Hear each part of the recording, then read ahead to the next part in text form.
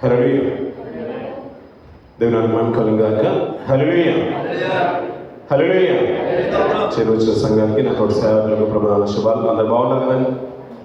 అందరు బాగున్నారు కదండి? అంటే అందరు కిందికి చూస్తున్నారు. కొద్ది పైకి చూసిన వారు సంతోషంగా ఆనందంగా ఉన్నవారు ఆయన సన్నిధిలో ఉన్నాం, దేవుడు ఉండే స్థలంలో ఉన్నాం, ఆయన మమ్మల్ని దృష్టిస్తున్నాడు, మమ్మల్ని చూస్తున్నాడు అనే సంతోషంతో ఒకసారి దేవుని స్తుతులు చేద్దాం. హల్లెలూయా. గడిచిన తరుణాన్ని బట్టి దేవుడికి ఘనత మా ప్రభావం కలుగాక. చేరొచ్చి మీ అందరినీ కూడా దేవుడు ఇంకా బాగుగా దీవించి ఆశ్రయించగాక. పరిశుద్ధ విలువైన మాటలు మనం ధ్యానం చేద్దాం పిల్లలు. సంస్కారం ఆడాలి ఉంది కాబట్టి విలువైన మాటలు మనం ధ్యానం చేయడం మనం ప్రయత్నం చేద్దాం. లూకా సువార్త 15వ అధ్యాయం, లూకా సువార్త 15వ అధ్యాయం 35వ వచనం 36వ వచనం చదువుకునే ముందుకు వెళ్దాం పిల్లలు. లూకా సువార్త 17వ అధ్యాయం 35వ వచనం 36వ వచనం. ఇద్దరు స్త్రీలు ఒక తిరుగలి విసురుచుందురు, ఒకతే కొనిపోబడును, ఒకతే విడిచిపెట్టబడును అని అంటున్నారు. ఈ సందర్భము బాగా తెలిసిన మాట, సుపరిచితమైన మాట. ఇద్దరు స్త్రీలు ఉన్న దగ్గర ఇంకా ముగ్గురికి చేరుకున్నారు అనుకోండి. ముగ్గురు అంటే ముడిపడని అంటారు పెద్దలు. ముగ్గురు నన్ను ప్రపంచం అంతా తలకిందులు అయిపోయారు, కానీ ముగ్గురులో వారి యొక్క పంచాయతీ అనేది తీరదు. స్త్రీలు మళ్ళీ ప్రత్యేకంగా స్త్రీలు కూర్చున్న దగ్గర ఇద్దరు స్త్రీలు తిరగలు విసురుతున్నాడు. తిరగలంటే బాగా తెలుసు కదండి, చిన్నపిల్లలకు బాగా తెలుసు. తిరగలంటే తెలుసు కదమ్మా, తిరగలంటే తెలుసు కదా. గ్రైండర్ తెలుసా? మిక్సర్ గ్రైండర్ బాగా తెలుసు కదా. అలాంటిదే దానికి సాదృశ్యం అనుకోని చెప్పండి. తిరగలి నాకు బాగా తెలుసు. మరి ఇక్కడ ఉన్న జనరేషన్ నాకు చాలా మంది తెలుసు కాబట్టి ఎక్కువ దాని గురించి మాట్లాడాల్సిన అవసరం లేదు. తిరగలి ఇద్దరు కూర్చుండి ఒకరు తిప్పుతుండేవాళ్ళు, పైనుంచి పోసేవాళ్ళు ఉండేవాళ్ళు. పిండి కావాలంటే ఎక్కువగా తిప్పేవాళ్ళు, పప్పు లాంటివి కావాలనుకుంటే తక్కువగా తిప్పేవాళ్ళు. అది విసురుతూ ఉండేవాళ్ళంట. పాతకాలంలో మన తాత ముత్తాతల కాలంలో నానమ్మ అమ్మమ్మలు అలా చేస్తుంటే మనం చూసేవాళ్ళు. ఇద్దరు స్త్రీలు తిరగలి విసురుతుంటారంట. అందులో ఒక స్త్రీ ఎత్తబడుతుంది, ఒక స్త్రీ విడిచిపెట్టబడుతుంది. నిజమే కదా పిల్లగా? మనం రెండో రాకడ గురించి మాట్లాడుకున్నప్పుడు చాలా సందర్భాల్లో ఈ ప్రస్తావన మనం తీసుకుని వస్తూ ఉంటాం.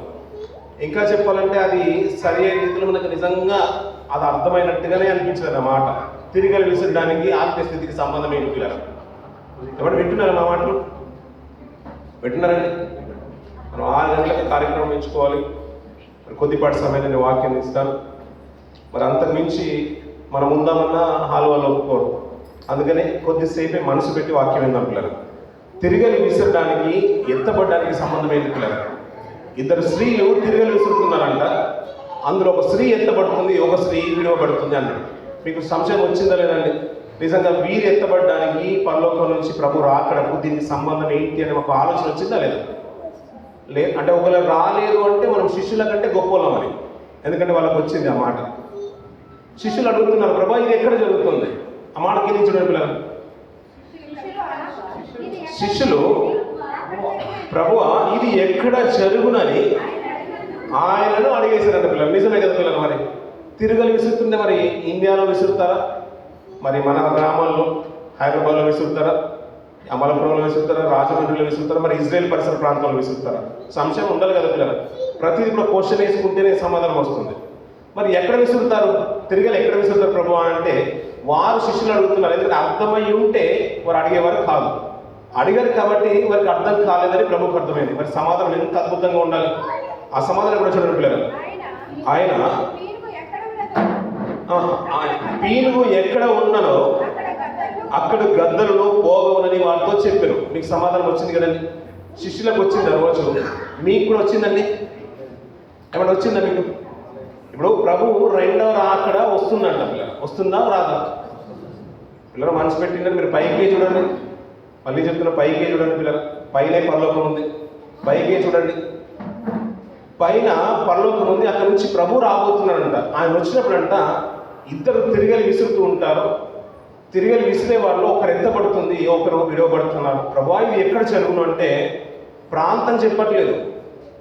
ప్రభు చెప్పిన సమాధానం ఏంటంటే పీనుగు ఎక్కడ ఉండనో అక్కడ గ్రద్దలు ఉండవు. పీనుగు అంటే తెలుసానండి? ఏమంటే పీనుగు అంటే ఏంటి? శవము.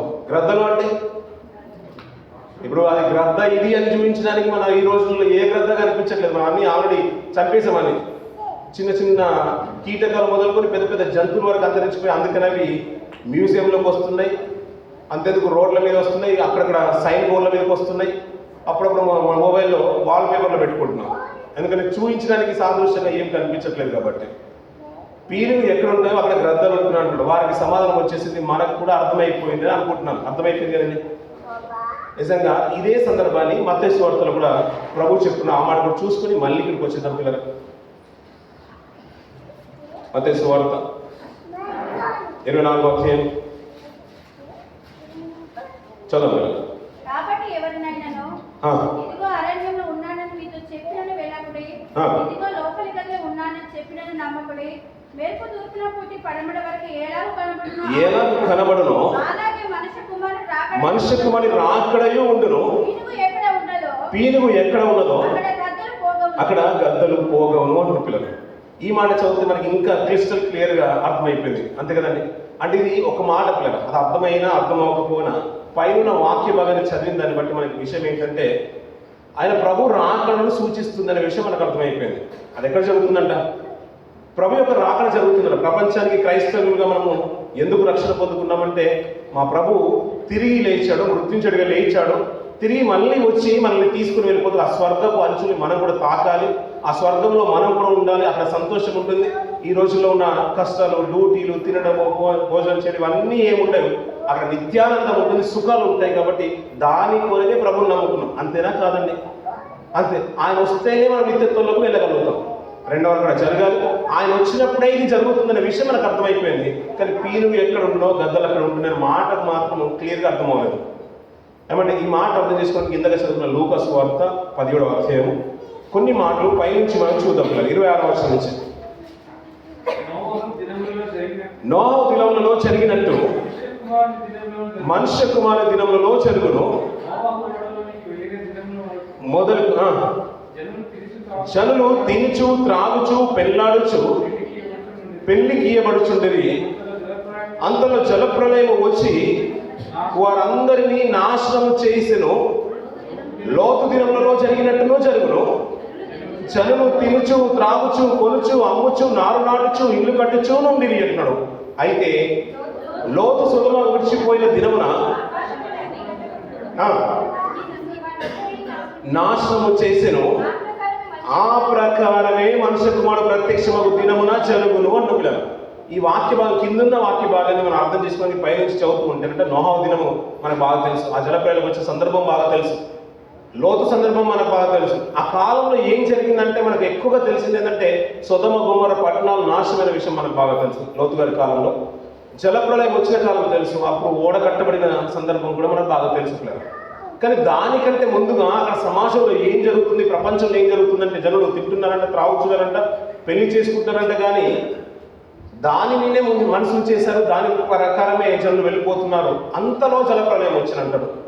ఆ కాలంలో లోతు సొదొమ విడిచిపెట్టగానే అగ్నిగంధలు కురిసాయి, ఆ దేశంలో కూడా నాశనం అయిపోయిన విషయము మనకు బాగా సుపరిచితం పిల్లలు. అలాగే మనుష్య కుమారుని రాకల్లో జరుగుతుందంట. ఇప్పుడు అలాగే అంటే జలప్రలయం ఎలా వస్తుంది పిల్లలు? జలప్రలయం ఎలా వస్తుంది? జలప్రలయం ఎలా వస్తుందండి? ఒకేసారి ఏదో డ్యామ్ అంతా బ్లాస్ట్ అయిపోయి పగిలిపోతే కదా, అంత ప్రవాహం వచ్చినట్టయితే రాదు కదా, మెల్లిమెల్లిగా స్టార్ట్ అవుతుంది. అవునా కాదండి? మెల్లిమెల్లిగా స్టార్ట్ అవుతుంది. అగ్నిగంధకాలు ఒకేసారి కురుస్తాయి. అది కురిసినప్పుడు మనకు అర్థమైపోతుంది, ఒకటి కురుస్తుంది, ఎవరో చనిపోతున్నారనే వార్త మనకు తెలియగానే అది పెద్ద అగ్నిగంధకమైన అది పడుతున్నప్పుడు ఉల్కా లాంటి పడ్డా ఎలాంటిది పడ్డా కానీ మనకు తెలిసిపోతుంది. ఆ రీతిగానే మనుష్య కుమార్ రాకలో కూడా అలాంటివి జరుగుతున్నాయి అని అంటున్నారు పిల్లలు. కాబట్టి మీరు ఆలోచించండి పిల్లలు, జనులు తింటున్నారంట, త్రాగుచున్నారంట, పెళ్లి చేసుకుంటారంట, సుఖంగా ఉన్నారు. కానీ అంతలోనే ఇలాంటి విపత్కరమైన పరిస్థితి వచ్చినప్పుడు, అలాంటి ఉపద్రవాలు జరిగినప్పుడు కానీ సంఘటనలు జరిగినప్పుడు మనుషులు ఏం కావాలి? మార్పు రావాలి, ఆలోచన విధానం అంతలో ఉండాలి. కానీ ఎవరు పట్టించుకునే స్థితిలో ఉన్నారు. జలప్రలయం ఎక్కువైపోయింది, తలుపులు మూయబడ్డాయి, అంతకనే ముందుగానే మూయబడ్డాయి. సొదొమ గొమొర్రా పరిసర ప్రాంతాలు కూడా అగ్నిగంధాలు కురుస్తూ ఉన్నాయి. విపత్తు అయిపోయింది. దేశాలు కూడా సొదొమ గొమొర్రా రెండు జంట నగరాలంటే ఇంచుమించు 4 గ్రామాలు, చుట్టుపక్కల ఉన్న గ్రామాలన్నీ కూడా నాశనం అయిపోయాయి. ఆ సల్ఫర్ అంతా కూడా భాస్పరస్ అంతా కూడా నేటికి సాదృశ్యాలుగా మనకు కనబడుతూనే ఉన్నాయి. అంత కూడా నాశనం అయిపోయినప్పుడంట ప్రజల్లోకి అప్పుడైనా మార్పు రావాలి కదా, ఒకటి పడుతున్నప్పుడైనా మార్పు రావాలి కదా. కానీ ఎవరు కూడా ఆలోచించలేదంట. అలాగే మనుష్య కుమారి కాలంలో జరుగుతుందంట పిల్లలు. నిజమే పిల్లలు, ఒక మాట ఆలోచించండి పిల్లలు. దేవుడిచ్చిన శరీరంలో, దేవుడిచ్చిన ఆకారంలో ప్రతి అవయవం చాలా ప్రాముఖ్యమైనది. అవునా కాదా పిల్లలు? ఎవరికైనా పన్నులు పెట్టించుకున్న వాళ్ళు ఉంటే మాకు బాగా తెలుసు. ఒక పన్ను పెట్టించుకోవడానికి ఇంటికి ఇక్కడ ఇంచుమించు ఒక 10,000 అన్న అయి ఉంటాయి. అదంతా కూడా ఫిల్లింగ్ చేసి అంత రూట్ కెనాల్ చేసి అంతా చేయడానికి ఇంచుమించు మనకి ఎన్ని పనులు ఉంటాయండి? ఎన్ని ఉంటాయండి? ఎప్పుడో మీరు ఏమైనా కొట్టుకుంటారు, బాగా తెలుసు మీకు. ఎన్ని ఉంటాయండి? ఎన్ని ఉంటాయండి? డౌట్తోనే చెప్తున్నాను. 32 అంటున్నారు మీరు, అంతేనండి. ఒక పన్నుకే 10,000 అనుకోండి, ఎన్ని అయి ఉంటాయి పిల్లరా అన్నీ పెట్టించుకోవాలంటే? ఎన్ని ఉంటాయండి పిల్లరా? ఒక ఇంచుమించు 3,20,000 పైనే ఉంటాయి కదండి, అంతే కదండి. అంటే ఒక నోటిలోనే పనులకే 3 లక్షల పైన ఉంటే ఇంకా అవయవాలు అన్ని గురించి ఆలోచించండి పిల్లరా. దేవుడిచ్చిన శరీరంలో ఎంత విలువైన అవయవాలు మన శరీరంలో ఉన్నాయి. ఒక డాక్టర్ అన్న మాట ఏంటంటే, పరిశోధన చేస్తుంటా, ప్రతిదాన్ని చేయడానికంట 40 లక్షల నుంచి 30 కోట్ల వరకు ఖర్చు అవుతుందంట. అంటే ఈ ట్రీట్మెంట్ అంతా కూడా సర్జరీలు అన్నీ కూడా చేసి మనిషి యొక్క అవయవాన్ని కూడా బిగించడానికి, అంటే తలలో ఉన్న బ్రెయిన్లో మొదలుకొని అక్కడ నుంచి సర్జరీ మొదలుకొని కాలు వరకు అంటే అన్నీ చేయడానికి ఇంచుమించు 30 లక్షలు మొదలుకొని 40 లక్షలు మొదలుకొని 30 కోట్ల వరకు ఖర్చు అవుతుందంట. ఎవరిని ట్రీట్మెంట్ చేయడానికి, అంటే సర్జరీ చేయడానికి. మరి అవయవాలన్నీ కొనడానికి ఎంత అవుతాయి? దానికి మనం వెలకట్టగలుగుతాం పిల్లలు. అప్పుడప్పుడు అంటారు కదా, ఎవరైనా కిడ్నీ ఇస్తే బాగుందంటారు, దానికి మనం వెలకట్టగలుగుతాం పిల్లలు. ఆ రోజున అత్యవసరతను బట్టి ఎవరికైతే రోగికి అవసరం ఉందో అతను ఒక వెల పెడతాడు. వాళ్ళు అన్నారు, డిమాండ్ చేశారు, నాకు 50 లక్షలు ఇస్తే నా కిడ్నీ ఇచ్చేస్తాను అనుకున్నాడు.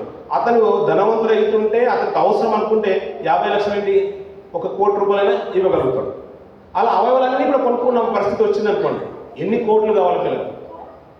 ఒక పళ్ళలోనే ఎన్ని విలువైన లక్షల ధనము ట్రీట్మెంట్ కొరకు అవసరమవుతుంటే బాడీ అంతా కూడా చెక్ చేస్తే ఎన్ని కోట్లు కావాలి? ఎంత పెట్టినా దాన్ని నిజంగా చెప్పాలంటే దేవుడు ఇచ్చిన దానికి సాదృశ్యంగా దేన్ని కూడా మనం నిలబెట్టలేము. ఇంత విలువైన శరీరాన్ని, మహదైశ్వర్యాన్ని మట్టిలో దేవుడు పెట్టి భూమికి తీసుకొచ్చిన తర్వాత జనులు ఏం చేయాలి? ఇప్పుడు ఏం చేయాలి కదా? ఇప్పుడు అప్పుడప్పుడు అంటే కదా, ఇందాక ఒక రిధం డాక్టర్ ప్యాడ్ తీసుకొని వచ్చాం, ఇంచుమించు ఇంక స్టాండ్ కూడా ఒకటి ఆన్లైన్లో ఆర్డర్ చేసాం, రావాల్సింది ఒక 4,000 ధరమ్స్ అయితే ఖర్చు అయ్యాలనుకోండి. తీరా అది ఎక్కడో గేట్ బయట అక్కడక్కడ ఉంది, ఎవడ పడితే వాళ్ళు దాన్ని చూస్తున్నారు, పక్కన పడేస్తున్నారు. అక్కడ గేట్ దగ్గర ఉంటుంది, ఒకసారి లాస్ట్లో ఉంటుంది, ఒకసారి ఇక్కడ పెడుతున్నా, వెళ్ళిపోయేటప్పుడు అక్కడ విడిచిపెట్టి వెళ్ళిపోతున్నాం అనుకోండి. చూస్తే ఎలా ఉంటుంది పిల్లలు? అరే ఇంత అందరి కష్టార్జితము అందరూ వెచ్చించేశారు, దేవుడి సన్నిధికి ఇవ్వాలనుకున్నాం, పరికరం ఇవ్వాలనుకున్నాం, దాన్ని సరైన రీతిలో వాడినప్పుడు ఎంత సంతోషం ఉంటుంది. ఒకవేళ నిరుపయోగంగా ఇష్టానుసారంగా అక్కడ పడేసి వెళ్ళిపోతున్నాం అనుకోండి, ఎంత బాధ ఉంటుంది పిల్లలు. అంటే లోకంలో ఇన్ని కోట్లు చేసినా ఈ శరీరాన్ని నువ్వు తిరిగి సంపాదించుకోలేవు కదా.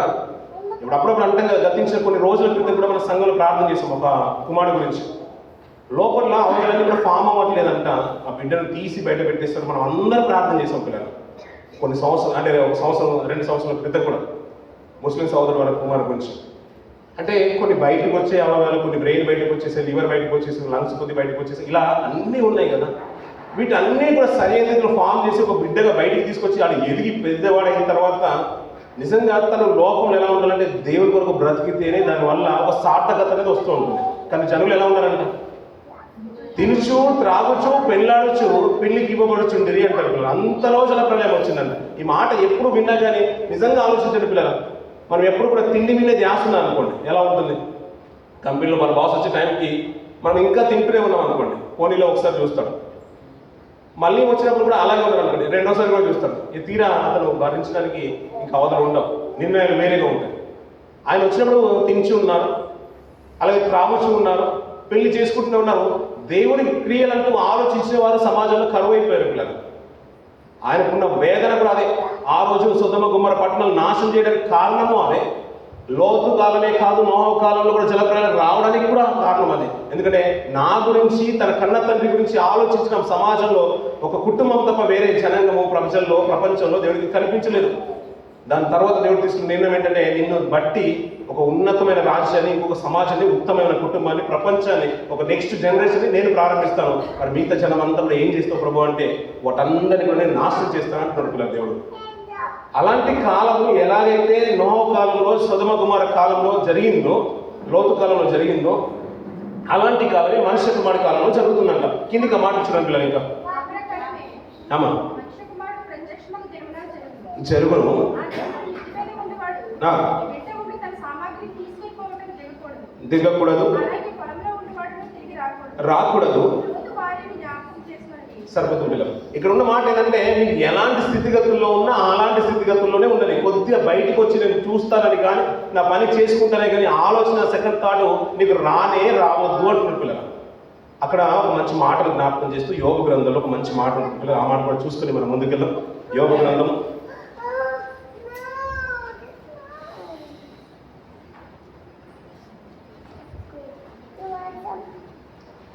యోగ గ్రంథం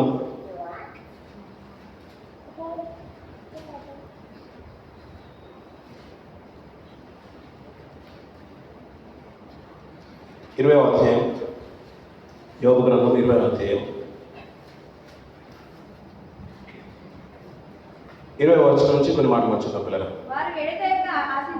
ఆశించిన వారు తమ ఇష్ట వస్తువులలో ఒకదాని చేతనైనను రక్షించుకొనజాలరు. సరిపోతుంది పిల్లలు. వారు ఎడతెగక ఆశించిన వారు తమ ఇష్ట వస్తువులలో ఒకదాని చేతనైనను తమ్మును తాము రక్షించుకొనజాలరు అంటున్నాడు. ఇంకా కింది చూడండి పిల్లలు.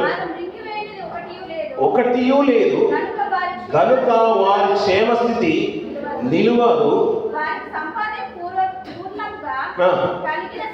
కలిగిన సమయమున ఇబ్బంది పడుదురు.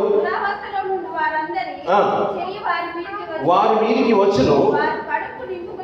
నింపుకొని ఉండగా కోపాగ్ని కురిపించును. సరిపోతుంది పిల్లలు. పాత నిబంధన గ్రంథంలో గతించిన దినాల నుంచి మనం ఒకటి జ్ఞాపకం చేసుకుంటాం. ఇందాక సేవకులు ఒక మాట అన్నారు, వారికి సమృద్ధైన మాంసము దేవుడు కురిపించాడంట పిల్లలు. ఆశించినది వారి నోళ్ళలో ఉండగానే, వారి నోటిలో ఉండగానే దేవుడు అంట తన దూతను పంపించి, సంహార దూతను పంపించేసి, తెగులు పంపించేసి చాలా మందిని సంహరించినట్టుగా మనం చూస్తున్నాం పిల్లలు. అంటే వారు ఆశించింది ఏది కూడా మనల్ని రక్షించజాలదంట. ఒకవేళ మనం ఆల్టర్నేటివ్ ఏదైనా కావాలనుకున్నా కానీ దాంతో మన ప్రాణాన్ని మనం రక్షించుకోలేమంట.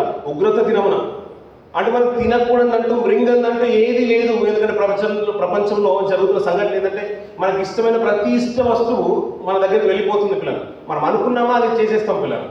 కానీ ఒక మాట ఏంటంటే వాటిని బట్టి అంటే మనం రక్షించుకునే జాలము అంటాం పిల్లలు. కొన్ని సందర్భాలు ఆలోచించండి పిల్లలు. గతించిన కొన్ని రోజుల క్రితము మన సికింద్రాబాద్ పరిసర ప్రాంతంలో ఒక తల్లి, అక్కడ సికింద్రాబాద్ ఇప్పుడు ఈ ఎయిర్పోర్ట్ దగ్గర ఉంది కాబట్టి ఏరియా ఏమంటారు పిల్లలు, మనం ఎయిర్పోర్ట్ ఉంది దగ్గర శంషాబాద్, అది కూడా ఇప్పుడు సిటీలో కలిపేశారు కాబట్టి అక్కడ గ్రామం ఉంది. అక్కడ ప్రాంతంలో ఎర్లీ మార్నింగ్ అలాగే ఈవినింగ్ 6 o'clock అట్లా ఎప్పుడైతే ఆవుకు పాలు పిదుగుతుందో ఈ పాత్ర పట్టుకొని ఆమె డైరెక్ట్గా వెళ్ళిపోతుందంట. వాళ్ళు పిండాలి, ఈమె వెంటనే పాత్రలో కొద్దిగా ఒక 20 రూపాయలైనా పర్లేదు, 30 రూపాయలైనా పర్లేదు, 50 రూపాయలైనా పర్లేదు, ఆమెకి ఎంతైతే అవసరమో ఆ గిన్నెలు పట్టుకుని అక్కడ కొనుక్కుని రావాలి. వెంటనే స్టవ్ మీద వెంటనే వెలిగించాలి. ఒక కప్పు శ్రేష్టమైన దాంట్లో పాలు కలుపుకొని, నీళ్ళు కలుపుకొని పాలు తాగేయాలి. ఆమె దినచర్య అంతే. కొడుకుని అమెరికా పంపించేసింది. అక్కడ ఫ్యామిలీ సెట్. ఇక్కడ ఉండేదంటే అక్కడ ఉన్న శంషాబాద్ ఏరియాలో ఉన్న ఆ కాంపౌండ్ అంతా కూడా, ఆ ప్యాలెస్ లాంటి ఆ ఫామ్ హౌస్ అంతా కూడా ఈమె చూసుకోవాలి. అక్కడ నుంచి కొద్ది దూరం వెళ్ళి పాలు తెచ్చుకొని తాగాలి. ఆమె దినచర్య అంతే. ఒకరోజు ఇలాగే అనుకుందంట, పాలు తీసుకొని వెళ్ళింది, పాలు పెట్టి స్టవ్ మీద పెట్టేసింది. అక్కడ చుట్టుపక్కల దగ్గర ఉన్న ఊర్లో ఏదో జరుగుతుంది. అక్కడ ఇంటి నుంచి కొద్ది దూరంలో అక్కడ వెళ్ళి కూర్చుందంట. తన ఉద్దేశం ఏంటంటే పాలు మరిగేలోపు ఈ కార్యక్రమం ముగించుకొని అక్కడ వెళ్ళి ఏం చేయాలి, ఇప్పుడు పాలు తాగేసేయాలి అంతే. పాలు మరుగుతూనే ఉందంట. ఇక్కడ చైర్ మీద కూర్చున్నామే అట్లాగే పోయిందంట పిల్లలు. సికింద్రాబాద్లో జరిగిన సంఘటన ఆశ్చర్యం అనిపించింది. అంటే ఇవంతా కూడా ఇప్పుడు ఫామ్ హౌస్ ఏమైపోతుంది, తన పిల్లలు ఏమైపోతారు, తను ఎక్కడ ఉన్నవారు అక్కడే ఉన్నవారు అక్కడే వెళ్ళిపోతుంటే ఇదంతా ఏమైపోతుందన్న ఆలోచన లేదు పిల్లలు. ఏ ఆలోచన లేదు. మనకేంటంటే అది కల్తీ అవ్వంది శ్రేష్టమైనది కడుపులోకి వెళ్ళిపోవాలి అంతే. ఆలోచించండి పిల్లలు. ప్రతిదీ కూడా మనకి శ్రేష్టమైనదే కావాలనుకుంటున్నాం. ప్రతి రోజులలో అన్ని బాగానే ఉన్నాయి. మంచి ఇల్లు కావాలనుకుంటున్నాం. అదే సంపాదించడంలో తప్పు లేదు, తినడంలో తప్పు లేదు, అన్ని కొనుక్కోవడంలో తప్పు లేదు పిల్లలు. కానీ దాని తర్వాత నిర్ణయమే చాలా ఘోరంగా ఉంటుంది. ఒక మాట ప్రసంగిలో ఒక మాట మాట్లాడుతున్నాం 11వ అధ్యాయంలో చివరి భాగము. ఆ మాట చూసుకొని ముందుకెళ్దాం పిల్లలు. యవనుడా సంతోషపడము, ఉండనిము,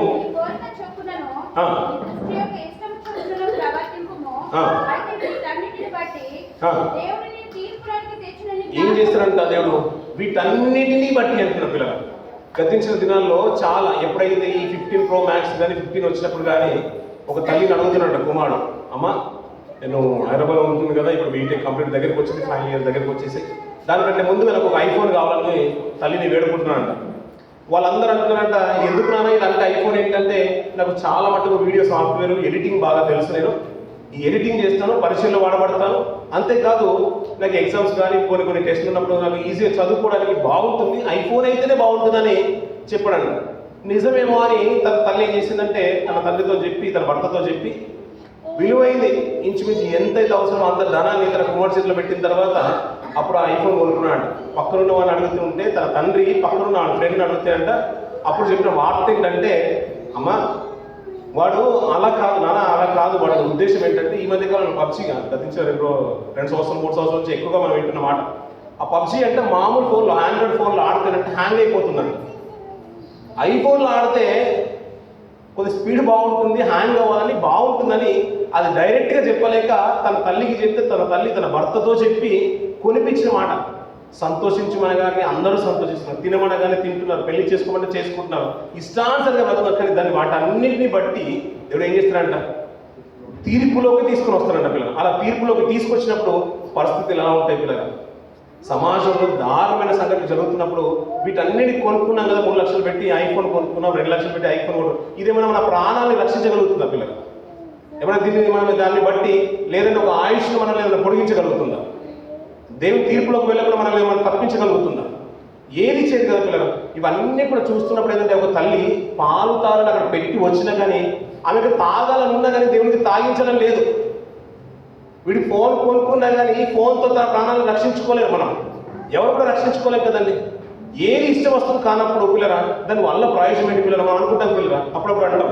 నిజమే పిల్లలు, కుటుంబంలో పిల్లలు చాలా ముఖ్యమే, కానీ పిల్లల్ని బట్టి మన సావాసాలు చాలా మట్టుకు మానుకుంటాం పిల్లలు. పిల్లలంటే ఓకే వారు బిజీ ఉన్నారంటారు, మరి తల్లిదండ్రులైనా సావాసంలో ఉండాలి కదా, వాళ్ళని బట్టి సావాసాలు మానుకుంటాం. ఒకనొక దినాన ఏది కూడా అక్కడికి రాదంట పిల్లలు, వారిని విడిచిపెట్టి వెళ్ళిపోవాల్సిన వారేమో పిల్లలైనా తల్లిదండ్రులైనా. అందుకనే వారి స్వార్థం కొరకు అందరిని విడిచిపెట్టుకొని వెళ్ళిపోతారు పిల్లలు. అది మనకు ఎలా అంటే దీని తర్వాత ఎలా ఉండబోతుంది, వారు బాగా బ్రతుకుతారు లేదని మనం అన్ని సంపాదించి పెడతాం. కానీ ఈ రోజుల్లో తల్లిదండ్రుల గురించి క్షేమం గురించి ఆలోచించిన పిల్లలు ఈ రోజుల్లో లేనే లేరు. గతించిన దినాల్లో నేను జ్ఞాపకం చేసుకున్నాను. మన బాగా సికింద్రాబాద్లో జరిగిన సంఘటన, ఒక కూతురు అంట తనకు సంబంధించిన వ్యక్తిని పిలిపించుకొని చున్నీ తీసుకొని తన తల్లిని అంతవరకు 10th క్లాస్ వరకు చదివించేసిందట తల్లి. అక్కడక్కడ పాచి పని చేసుకుని కష్టపడుతూ భర్త చనిపోయిన తర్వాత 6 సంవత్సరాలు తన కుటుంబాన్ని పోషించిన తర్వాత తన కూతురంట చున్ని మెడకేసి అటుపక్కన వాడు లాగుతుంటే ఇటు పక్కన తను లాగి తన గొంతు పిసికి చంపేసిందంట. అంతలోపు చిన్న కుమార్తె వచ్చేసిందంట. చిన్న కూతురు వచ్చేస్తున్న వరకు వెళ్ళి వెంటనే చున్ని తీసేసి కుర్చీలో పెట్టి ఏమి జరిగినట్టు వరకు వెళ్ళి తనకు డౌట్ వచ్చింది, ఏమైందమ్మా ఇలా అక్క ఏమైంది ఇచ్చాను మమ్మీకి అలా ఉందంటే నువ్వు తొందరగా వెళ్ళి మన పక్కింటి వాళ్ళని పిలుచుకురాని వరకు వెళ్ళి అంత లోపల నుంచి సుత్తి తీసుకుని వచ్చి తన తల మీద బాధి చంపేసింది. పేపర్లో వ్యక్తితో ఉంటే తనను ఉరి తీయాలా వద్దనే క్వశ్చన్ మార్క్ పెట్టేశారు తన కూతుర్ని. నిజమే కదా పిల్లలు? ఏమంటే అంత కష్టపడి తన కూతుర్ని పెంచిన తర్వాత తను ఏ రీతిగా ఉండాలి పిల్లలు? ఇవంతా కూడా ఎలాగైతే వృధాన జీవితంలో దేవుడిచ్చిన ఆయుష్ కాలంలో తనకంటూ నువ్వు బ్రతకకపోతే ఇన్ని కోట్ల విలువైన మహాదైశ్వర్యాన్ని ఈ మట్టిలో పెట్టిన తర్వాత నా కొరకు బ్రతుకుతామని తండ్రి యొక్క ఆలోచనలన్నీ కూడా గొప్పగా ఉంటే తినుకుంటూ తాగుకుంటూ పెళ్లి చేసుకుంటూ నువ్వు ఆడుకుంటూ డ్యూటీ అంటే సావసమే దూరం అయిపోతుంటే నిన్నేం చేయాలి, నన్నేం చేయాలి పిల్లలు? ఆయన ఏమంటే పిల్లలు ఆలోచించండి. అన్నీ చేసిన తర్వాత నేను పెంచి పెద్దోని చేసాను నా కొరకు బ్రతకపోతే నువ్వు పుట్టిన వేసిన ఒక తల్లిదండ్రులు అంటేనే మనం ఓర్చుకోలేకపోతున్నాం కదా. అంత న్యాయం ఉందా వాళ్ళు ఆ బాధలు అనుకుంటూ ఉంటే? కన్న తండ్రి పిల్లలు మనం ఒక అవయవాన్ని కోల్పోతేనే తిరిగి సంపాదించుకోలేము. అలాంటి విలువైన అవయవాల్ని మనం మహాదేశ్వరులో పెట్టేసాం, మట్టిలో మాణిక్యంలాగా పెట్టేసాం. మనలో మట్టితో చేసామంటే కానీ ఇది మట్టిలో దీని ద్వారానే నా నిత్యత్వాన్ని మనం కైవసం చేసుకుంటాం, దీని ద్వారానే ఆ నిరత శిక్షను పొందుకుంటాం, దీని ద్వారానే మంచి సుఖాలు మనం పొందుకుంటాం. దీనికే మూలమైనది, అన్నిటికీ మూలమైనది ఈ శరీరం. ఈ శరీరాన్ని బట్టే నువ్వు స్నేహితులు సంపాదించుకుంటావు, ఈ శరీరాన్ని బట్టే నువ్వు భార్యను, నీ భర్తను, నీ పిల్లల్ని, కుటుంబాన్ని, నీ స్నేహితుల్ని, సంఘాన్ని నువ్వు సంపాదించుకుంటావు. అన్నీ సంపాదించుకుంటావు కదా. మరి దీన్ని దేవుడి కొరకు ఎలా పెంచుతున్నాను, దీన్ని దేవుడి కొరకు ఎలా నువ్వు కాపాడుతున్నావు? అలా దేవుడు చూస్తే ఉంటేనంట. అందుకనే ఆయన 2వ రాకలు అంటాడు, నేను విశ్వాసమును భూమి మీద కనుగొనున్నా అంటాడు. మరి విశ్వాసం పెరుగుతూ ఉండాలి కానీ మరి విశ్వాసం పెరిగినంత మాత్రం విశ్వాసం పెరుగుతుందా? విశ్వాసులు అందరూ వస్తున్నారు. మనం కూడా చూస్తే ఇక్కడ మహాసభలో పిల్లలు వీళ్ళు తండోపతండాలుగా మధ్యలో లాల్ బహదూర్ స్టేడియంలో జరిగే మీటింగ్స్ అంతెందుకు మనం మళ్ళీ వైజాగ్లో జరిగే ఎక్కడ జరిగినా ఏ మీటింగ్లో జరిగినా ఏ యానివర్సరీ జరిగినా విశ్వాసులు అందరూ వస్తున్నారు. కానీ విశ్వాసం కూడా పెరుగుతుంది సార్ సమాజంలో. ఆయన కనుగొన్నా అంటే ఆయన మాట ఏమో తప్పది పోదు కదా, మరి పెరుగుతున్నట్టు దేవుని కొరకు బ్రతికేవారు అలాంటి వారు ఉన్నారంటారు పిల్లలు. ఆ మాట ఒక మాట చూసుకొని మనం ముందుకెళ్దాం పిల్లలు. యెషయా గ్రంథం 62వ అధ్యాయం 11వ వచనం చదవండి పిల్లలు. భూదిగంతముల వరకు యెహోవా సమాచారము ప్రకటింపజేసి ఉన్నాడు. ఇదిగో నీ రక్షణ నీ యొద్దకు వచ్చుచున్నది. ఆయన ఇచ్చు బహుమానము ఆయన యొద్దనే ఉన్నది. ఆయన ఇచ్చు జీతము ఆయన తీసుకొని వచ్చుచున్నాడు. ఏమంటే మీకు తెలిసేనండి ఆయన వస్తున్నాడన్న విషయం మనకు తెలుసా అండి? నాకు తెలుసా అండి? మీకు తెలిసేనండి? ఏమంటే తెలుసా అండి? ఏమంటే సోదరులు ఏం మాట్లాడట్లేదు, మీరు ఏం చెప్తారండి అని అక్కడ. ఆయన వస్తారన్న విషయం తెలుసా అండి? వచ్చి ఆయన రక్షణ కూడా పట్టుకొని వస్తున్నాడంట. అంటే మేము రక్షణలో ఉన్నాం అంటారా మీరు? మరి ఉన్నాము, నిత్యత్వాన్ని కూడా 100% కైవసం చేసుకునే గ్యారంటీ ఏమైనా ఉందా పిల్లలు? అందుకే నేను తండ్రి యొద్ద అనేకమైన నివాసములు కలవు, లేని ఎడల మీతో చెప్పుదును. నేను అక్కడికి వెళ్ళి మీ కొరకు ఏం చేస్తాను అన్నాడు. ఇప్పుడు ఒక మాట గుర్తుంచుకునే పిల్లరా, మనం స్థలం ఉంటే నివాసం కట్టుకుంటాం, స్థలం ఉంటే నివాసం ఏర్పాటు చేసుకుంటాం. ఇప్పుడు ఆయన దగ్గర నివాసాలు చాలా ఉన్నాయంట. ఇప్పుడు అక్కడ లేనిదంటే ఏంది? స్థలం. అంటే స్థలం ఎక్కువే ఉంది. ఒకవేళ లేకపోతే మీతో చెప్పుదును, తండ్రితో చెప్పుదును. ఆయన అక్కడ నివాసాలు చాలా ఉన్నాయంట. మనం అప్పుడప్పుడు అంటే కదా పిల్లలు, ఏదో లైఫ్ జాకెట్ లాంటిది, స్పేస్ సూట్ లాంటిది అక్కడ చాలా ఉంటాయి. కానీ బోట్లు షిప్ చేసే వాళ్ళు ఎవరు ఉంటారు, బోటింగ్ చేసేవాళ్ళు ఎవరు ఉంటారు? అందులో వెళ్ళిన వారే ధరించుకుంటారు. ఆయన వచ్చేటప్పుడు కూడా రక్షణ అనేది దాన్ని ఇప్పుడు అలాగే తీసుకుని వస్తాడు. సూటు తీసుకొచ్చినట్టుగా నీ మీద ఒక మహిమ శరీరంలాగా ధరింపజేస్తున్నాడు. ఆటోమేటిక్గా ఈ శరీరం ఏమైపోతుంది, ఈ మట్టి శరీరం ఏమైపోతుందే మహిమ శరీరంగా మార్చబడుతుందంట. అలా మార్చబడే తరుణంలో నేను నివాసాలని తీసుకుని వస్తాను. అక్కడ నివాసాలు చాలా ఉన్నాయి, కానీ స్థలము సిద్ధపరచడానికి వెళ్తున్నాను. అది నీకంటూ, ఈ స్థలం నీకంటూ. ఏమంటే నీకు నాకు ఆయన స్థలం సిద్ధపరుస్తుంటే నీకు ఏ స్థలం కావాలి? పౌలు గారు పక్కన ఉంటావా, మరియమ్మ పక్కన ఉంటావా? ఎవరు పక్కన ఉంటావు? పౌరుషంగా రెబల్ లాంటి క్యారెక్టర్ ఉన్న వ్యక్తులు అక్కడ ఉన్నారు. ఏరియా లాంటి వారు, ఎలీషా లాంటి వారు, మోషే లాంటి వారు, దానియేలు లాంటి వాటి విశ్వాస వీళ్ళు ఉన్నారు. ఏ పక్కన ఉంటావు నువ్వు? ఎక్కడ ఉంటావు నువ్వు? ఆయనతో పాటు నువ్వు ఉండాలంటే నీ నివాసం నిజంగా నీకంటే ఒక పేరు రాసి మరి నీకని ఒక పలానా సహోదరికి ఇది అక్కడ 10 మంది ఉన్నారు, మన సంఘంలో ఇప్పుడు 70 మంది ఉన్నారు. అందరం తిరగలు వేసుకుంటున్నాం. ఎన్ని సూట్లు వస్తున్నాయో మరి అక్కడ నుంచి? 35 వస్తున్నాయో, 40 వస్తున్నాయో, ఎన్ని వస్తున్నాయో? మరి వాళ్ళు వేసుకున్న దాంట్లో ఎంతమంది ఎత్తపడతారు? లేదండి నాకు అక్కర్లేదంటారా? ఆయన అంటున్నాడు, నా మార్చిన పిల్లలు రక్షణ నీ యొద్దకు వచ్చుచున్నది. ఇదిగో ఆయన బహుమానము ఆయన వద్దనే ఉన్నది. ఆయన ఇచ్చి జీతము ఆయన తీసుకొని వచ్చుచున్నాడు అంట పిల్లలు.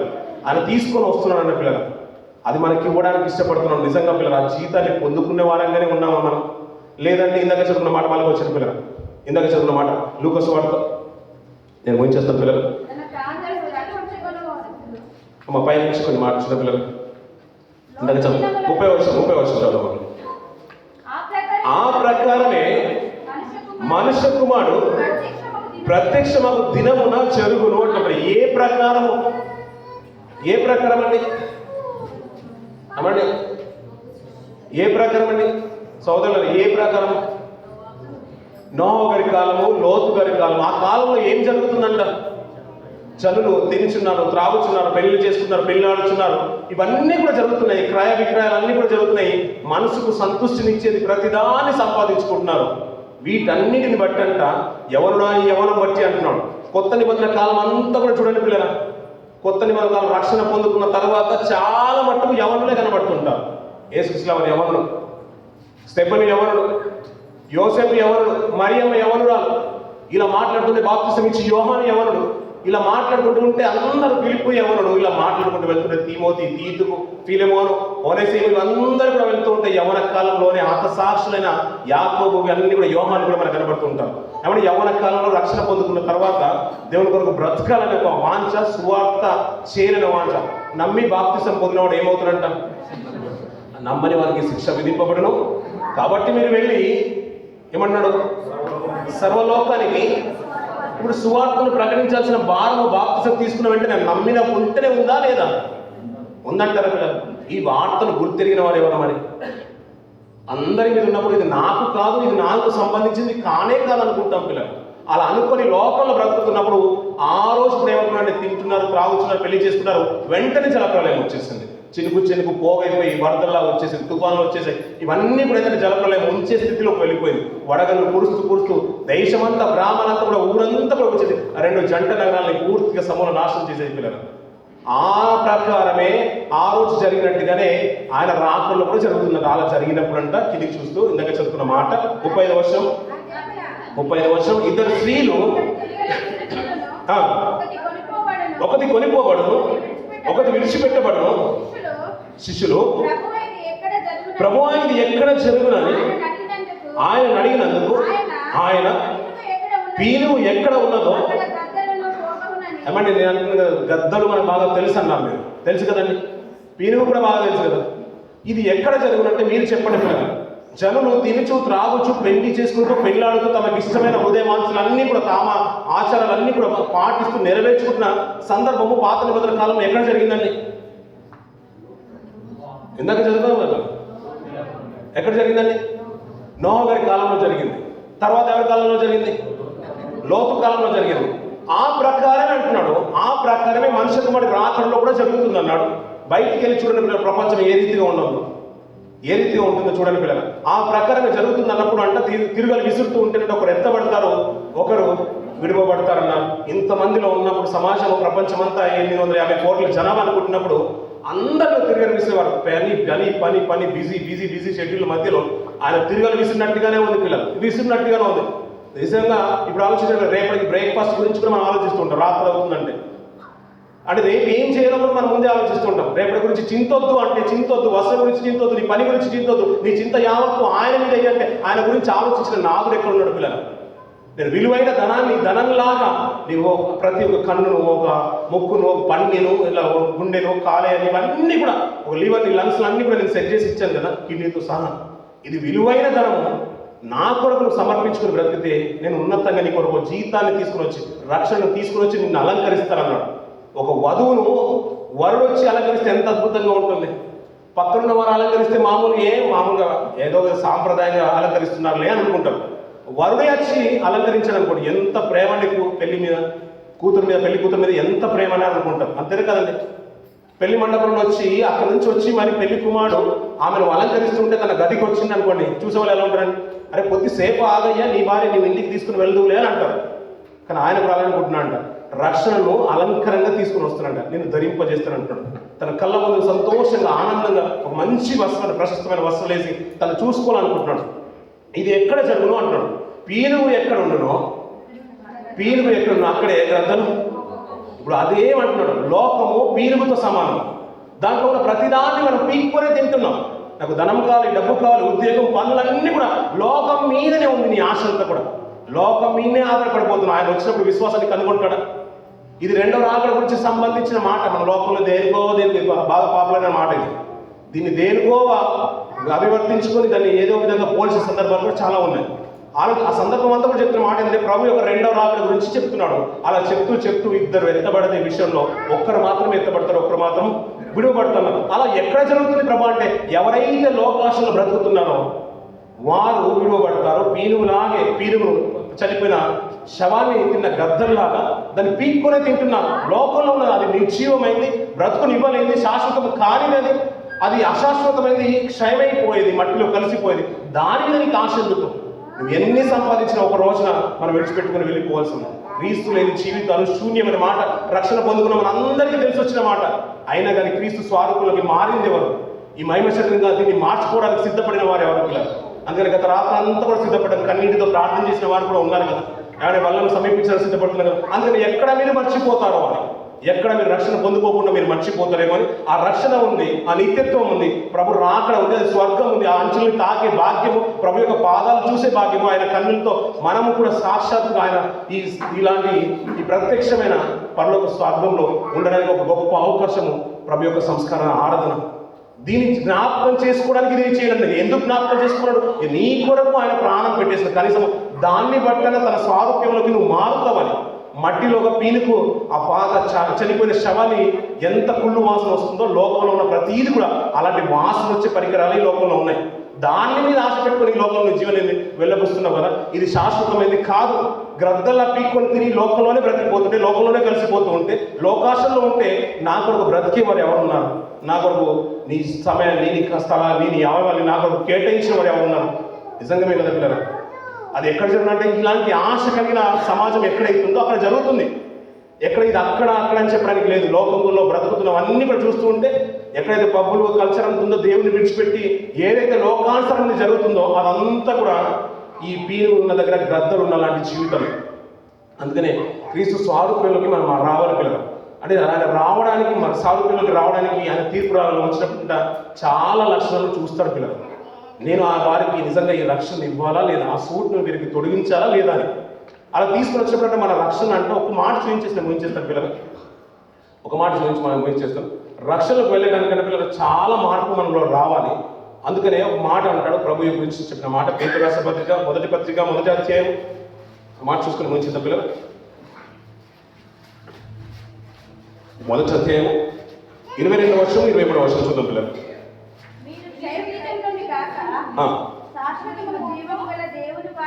మీరు క్షయబీజం నుండి కాక శాశ్వతమగు జీవము గల దేవుని వాక్య మూలంగా అక్షయ బీజం నుండి పుట్టింపబడిన వారు గనుక మిక్కటమైన సహోదర ప్రేమ కలుగునట్లు మీరు సత్యమునకు విధేయుల చేత మీ మనసులను పవిత్రపరచుకున్న వారై ఉండి ఒకరినొకడు హృదయపూర్వకంగా మిక్కటముగా ప్రేమించుడి అంటాడు. అందుకనే క్రీస్తులో ప్రేమ ఉందన్నమాట. ఆయన మనల్ని ప్రేమించను, మనల్ని ప్రేమించేశాడు కాబట్టి మన నిమిత్తము తన ప్రాణాన్ని వింటానా మాట, మైక్ బాగాలేదనుకుంటున్నాను. ఆయన మనల్ని ప్రేమించాడంటే మన నిమిత్తము తన ప్రాణాన్ని అర్పించండి. మీరు కూడా మీ సహోదరుల నిమిత్తము ప్రాణం పెట్ట బద్దులై ఉన్నారు అనే మాట 3వ అధ్యాయం 10వ వచనంలో కనబడుతుంది. ఎక్కడ కనబడుతుంది అది? యోహాను రాసిన పత్రిక 1వ అధ్యాయం 3వ అధ్యాయం 10వ వచనంలో కనబడుతుంది.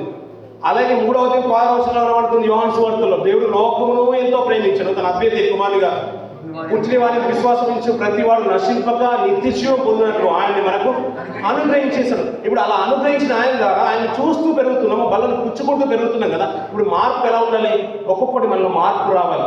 విత్తనం నాటేసాం, అది కొన్ని రోజులకు మొలకెత్తింది, ఇంకా కొన్ని రోజులకు చిన్న ప్లాంట్గా తయారైపోయింది, ఇంకా కొన్ని రోజులకు చాలా ఎదిగిపోయింది, విత్తనాలు రావడం కూడా ప్రారంభమైంది. అదే మాట గుర్తుంచుకొని పిల్లలు, దేవుడు సంకల్పిస్తూ ఎలాంటి నిర్ణయాలు జరుగుతాయి మనకు అర్థమవుతుంది. అంటే మిక్కటమైన ప్రేమ మీకు అర్థం అవడానికి ఒక మాట జ్ఞాపకం చేస్తాను. 2 సహోదరులు ఉన్నారు, మేము ముగ్గురం ఉన్నాం అనుకోండి. నేను వేణుబాబు గారికి, అంటే ఇప్పుడు నేను శైలేష్ గారికి అలా చెప్పలేను అనుకోండి. ఇప్పుడు వేణుబాబు గారు నేనున్నాం, ఆయన మా పెదనాన్నగారు, నేను అలా తమ్ముడు కొడుకున్నాను అనుకోండి. శైలేష్ గారేమో ఇప్పుడు ఆత్మీయంగా రక్షణ పొందుకుని ఆత్మీయంగా కలిసిన సహోదరుడు. ఇప్పుడు నేను వాళ్ళిద్దరు కలుపుకున్నాను అనుకోండి. నేను బయట ఉన్న అంటే వేరే ఉంటుంది కాబట్టి నేను కలుపుకున్నాను అన్నట్టు.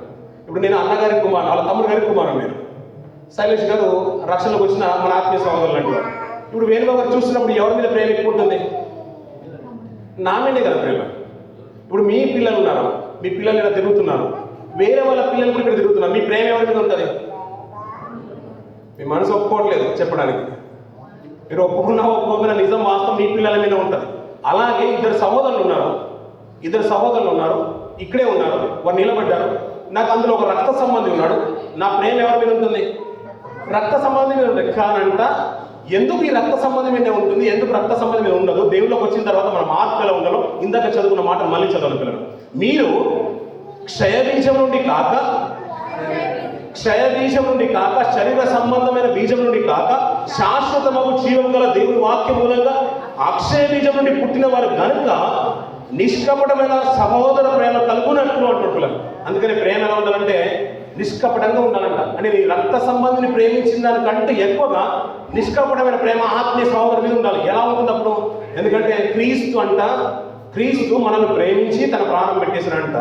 ఈ ప్రేమను చాలా మంది మీ కంపెనీలో, మీరు ఒక్కరే కాదు, కంపెనీలో జాబ్ చేస్తున్నవారు, మీ మేడం దగ్గర పనిచేసేవారు మీరు ఒక్కరే కాదు, మేడం కావాలంటే చాలా మంది తెప్పించుకోగలుగుతుంది. మన కంపెనీలో ఉన్నవారు చాలా మంది ఉన్నారు, దాంట్లో నుంచి కొందరే చర్చకు వచ్చేవాళ్ళు ఉన్నారు. లోకంలో మనకంటే ఎక్కువ బ్రతికే వాళ్ళు చాలా మంది ఉన్నారు. దాంట్లో నుంచి వేరుపరచబడి కొందరమే సమాజంలో, క్రైస్తవ సమాజంలోకి వచ్చేసావు పిల్లలు. దేవుడు ఉన్న ఆలోచన ఏంటంటే నిన్ను ఆకర్షించింది దేవుని మాట. దేవుడు ఏమంటే నిన్ను ప్రణాళికలు ఏర్పాటు చేసుకున్నాడు. కంపెనీలో ఉన్నవారు చాలా మంది లోకంలో బ్రతుకుతున్నాను, నిన్ను ప్రత్యేక పరుచుకొని ఆయన సన్నిధికి తీసుకొని వచ్చేసారు. కాబట్టి నువ్వు తనకంటే ఒక స్పెషల్. ఇప్పుడు మామూలుగా నువ్వు రక్షణకు రావడం అది ఆశామాషి జరిగింది కాదు. ఏదో ఒక రోజు దేవుని మాట నీ హృదయాన్ని తాకింది, దేవుడి కొరకు బ్రతకాలనుకున్నావు, మెల్లిమెల్లిగా సాహసంలోకి వస్తున్నావు. ఇంటి దగ్గరలో ఇక్కడ ఏదో జరిగింది, మెల్లిమెల్లిగా వస్తున్నావు. కొంతకాలానికి న్యూ ఇయర్కో, ఈస్టర్కో, గుడ్ ఫ్రైడే రోజు బాప్తిజం తీసుకున్నావు. అలా కాలక్రమేణా ప్రతి మాట నేను బలపరుస్తూ వస్తుంటే దేవుడి కొరకు బలంగా ఒక విశ్వాసంగా తయారైపోయావు. విశ్వాసంగా బలంగా తయారైపోయావు. బలంగా నిలబడిపోయి ఒక స్తంభం లాగా మూల కంబంగా నువ్వు దేవుడి సన్నిధిలో నిలబడ్డావు. అంటే నిన్ను రక్షించడం అంత ఆశయమాషి కాదది. ఒక విశ్వాసం రావడం సంఘంలో అది మామూలు విషయం కాదు. అందుకని దాని వెనకాల ఎవరుందంటే క్రీస్తు యొక్క ప్రాణ త్యాగం ఉంది. నేను రక్తం పెట్టి కొన్నాడు ఆయన. రక్తం పెట్టి నీ కొరకు కార్చి నేను క్రైస్తవుడుగా నేను మార్చి సంఘంలో ఆత్మీయ సహోదరుగా చేర్చాడు. కానీ రక్త సంబంధం అలా కాదు. లోకంలో ఉన్నవారు రక్త సంబంధులు ఉన్నారు, దేవుళ్ళకి వచ్చిన తర్వాత రక్త సంబంధులు ఉన్నారు. కానీ సహోదర ప్రేమ విషయంలో రక్త సంబంధి కంటే కూడా ఆత్మీయ సహోదరులు అంట నిక్కడమైన ప్రేమతో ప్రేమించాలంట. ఎందుకంటే దీని వెనుకల అంతా కూడా క్రీస్తు యొక్క రక్తం ఉందనే మాట మనకు గుర్తుకు రావాలి. అప్పుడు చూసినప్పుడు ఏంటంటే మన ప్రేమ ఆత్మీయ సహోదరు మీదే పుష్కలంగా ఉండాలంట. ఎందుకంటే క్రీస్తు కూడా అలాగే ప్రేమించేశాడు. పిల్లలు ఆయన చేసే త్యాగం మీకు స్మరణ తెచ్చుకోండి పిల్లలు. ఒకసారి ఆయన నలుగు కొడుతూ చేతుల్లో కొడుతున్నాడంట, మొక్క మీద ఉమ్మేస్తున్నాడంట, ముళ్ళ కిరీటం పెట్టేసినంట, కొరడాలతో కొడుతున్నారంట. పచ్చి మ్రాణులు వీపు మీద మోసి ఆ గొల్గొత్త కొండకు నడిపిస్తూ ఉంటే మోయలేని భార్యను అతను మోస్తూ ఉంటేనంట కేవలం చేస్తున్నారు, తుణీకరిస్తున్నారు, వస్త్రాన్ని చింపేశారు. ఇష్టానుసరంగా నల్లగొట్టే రీతిగా నల్లగొట్టేశారు. తనకు మనసుకు వచ్చినట్టుగా ఆయనకు అప్పగించేశారంట పిల్లలు. దేవుడు అన్న మాట ఏంటంటే దేవుడు ఆయనను వారికి అప్పగించేశాడు. మనస్ఫూర్తిగా నడిపిస్తున్నాడు. అందులో ఇంకా ఏ తేడా లేదు. అన్నీ కూడా గాయాలైపోతున్నాయి. ఆయన పైకి ఎక్కిన తర్వాత కూడా ఆయనకు మాట చూడండి పిల్లలు, పలికిన మాట, వీరేం చేస్తున్నారో తెలియదు, వీరి దయతో క్షమించుమంటున్నాడు పిల్లలు. ఆ ప్రేమ చూడండి పిల్లలు, చాలా గొప్ప ప్రేమ. ఆ ప్రేమ నీలో రావాలి. ఆ సారూప్యతలోకి నువ్వు మార్చబడాలి. బల్లను పుచ్చుకుంటామని ఊరికే రొట్టెముక్క వచ్చిందని కాదు. నా ప్రభు యొక్క శరీరం నన్ను తాకడానికి కూడా అరుగుని కాదు. ఆ వస్త్రపు చెంగును ముట్టడానికంటే ఆ స్త్రీ అంటే నేను చాలా సందర్భాలు చెప్పాను ఈ మాట. తను సాహసించట్లేదు. ఎన్నో సంవత్సరాల నుంచి నా రక్తస్రావం ఆగట్లేదు. స్త్రీలందరికీ తెలుసు దాని బాధ ఎంత ఉంటుందో, వేదన ఎంత ఉంటుందో, దానివల్ల నష్టం ఎంత జరుగుతుందో, తన స్థితిగతులు ఎలా ఉంటాయో వారికి తెలుసు. అలాంటి స్థితిగతుల్లో ఉన్న కుటుంబంలో ఉన్న ఆత్మీయులకు తెలుసు. ఎంతో మందిని సందర్శించిందంట. అది కట్టట్లేదు. వెంటనే కనీసం వస్త్రపు చెంగున ముడితే బాగుండేమని వస్త్రపు చెంగును ముట్టేసిందట. ఆమె కట్టింది, ఆమె స్వస్థతపరచబడింది. కానీ ప్రభు ఏంటంటే ఎవరు నా ప్రభావం నుంచి వెళ్ళిపోయింది, ఎవరు కావాలన్నారు, ఎవరు నన్ను తాకరన్న మాటకు ఆమెను ఏదో హైలైట్ చేయాలి, అందరిలోకి ఇన్సల్ట్ చేయాలన్న ఉద్దేశం కాదు ప్రభుని. కనుక తను ఉన్న విశ్వాసం ఏంటంటే వస్త్రపు చెంగును ముడితేనే నాకు స్వస్థత కలుగుతున్న పరిపూర్ణమైన విశ్వాసం, అఖండమైన విశ్వాసం, ఆకాశ అంచులు దాగిన విశ్వాసం తనలో కనబడుతూ ఉంటే ఇన్నేళ్ళ మన పరిచయ జీవితంలో, ఇన్నేళ్ళ ఆత్మీయ జీవితంలో మన విశ్వాసం ఎలా ఉండాలి కదా. ఆ వారు తాకలేంది ఆయన శరీరాన్ని సాక్షాత్తుగా కుడి చేత తీసుకుని మరి మనం భుజిస్తున్నామంటే నీ ఎంత దుస్సాహసానికి గుడిగడుతున్నావు, ఎంత సాహసిస్తున్నావు. ఆయన శరీరాన్ని నువ్వు తాకుతున్నావు, భుజిస్తున్నావు, సేవిస్తున్నావు అంటే ఆయన సాదృశ్యమైన లక్షణాలు మన జీవితంలో ఏదైనా కనబడుతుందా? కనబడకపోతే సరి చేసుకున్నాం. ఇక్కడైనా ఈ సంవత్సరం ఈ ఫిబ్రవరి మాసంలో మొదటి దినంలో తీర్మానంతో ముందుకెళ్ళు. దేవా నీ కొరకు నేను బ్రతకలేమో గత సంవత్సరం అంతా కూడా, ఒక్కసారి ఈ సంవత్సరం అంతా కూడా, ఈ సంవత్సరం ఒక ఉన్నతంగా ఉండాలి, నీ కొరకు ప్రతిష్టమైన జీవితాన్ని బ్రతకాలి, మీ చిత్తం నెరవేర్చే బ్రతుకులు నా జీవితం కనబడాలి. మీరు ఇచ్చిన ఆ విలువైన శరీరాన్ని నేను నీ కొరకు వాడతాను. లోకంలో లేని ధనం అంతా కూడా నా శరీరంలో పెట్టేశావు, మా ఐశ్వర్యాలు పెట్టేశావు. దాన్ని కొనలేని దీన్ని దేనికి వెలకట్టలేదు. ఇలాంటి వెలకట్టలేని లోకంలో కలిసిపోతున్నప్పుడు నీ విలువైన రక్తాన్ని, దానికి కూడా నేను వెలకట్టలేను. ఆ విలువైన ప్రశస్తమైన రక్తాన్ని కార్చి నన్ను కడిగి పవిత్రంగా సంఘంలో నిలబెట్టేశావు కదా. దీనికి నేను సార్థకత చేస్తాను. నా ప్రభు యొక్క శిలువ త్యాగానికి పరిపూర్ణతకు నేను తీసుకొని వస్తాను. అది భారం అంతా కూడా నీ మీదే ఉంది. ఒకసారి ఆత్మ విమర్శన చేసుకుని సంస్కారాలకు సిద్ధపడతారు. కొద్ది మాటలు మన ఆత్మ జీవితాలకు మేలుకరంగా ఉండాలని కోరుకుంటే ఈ మాటలు ముగిస్తున్నాను. దేవుడి మాటలు దీవించి ఆశించేదాకా.